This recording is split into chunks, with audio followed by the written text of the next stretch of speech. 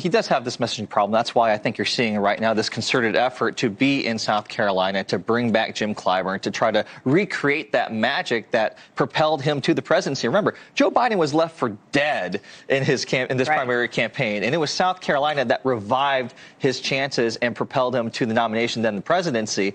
And then one thing, too, after hearing what Malik was saying, and this is a question for you, Malik, do you think that there is a rationale now to have, if you're Donald Trump, to pick Tim Scott? You said he can really only lose Biden 4 or 5 points, and if he loses more than that with black voters, that could be the end of the game. So do you think that that's one of the calculations right now that the Trump campaign is thinking when it comes to maybe having Tim Scott be the nominee, a vice presidential nominee?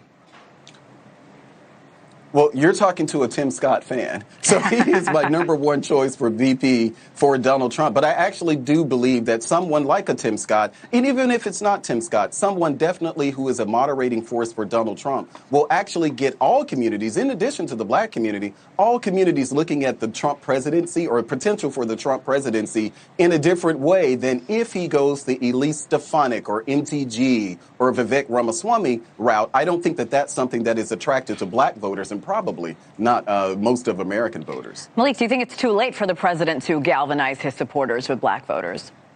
His support with black voters, excuse me. Yes.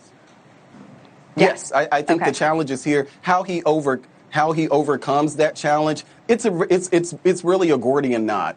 He's talked about policy. He actually has focused on those things. But as my colleague on the panel said, when we're going into the supermarket and we're seeing that what we're paying for things like chicken, milk, eggs, and all of these things are more than what they were paying when Donald Trump was in office, people are saying, and I've had friends of mine saying, well, things weren't as expensive under Trump than they are under Biden. And many people are trying to put food on the table. And so those bread and butter issues are important in the black community, just like they are in other communities. Malik, what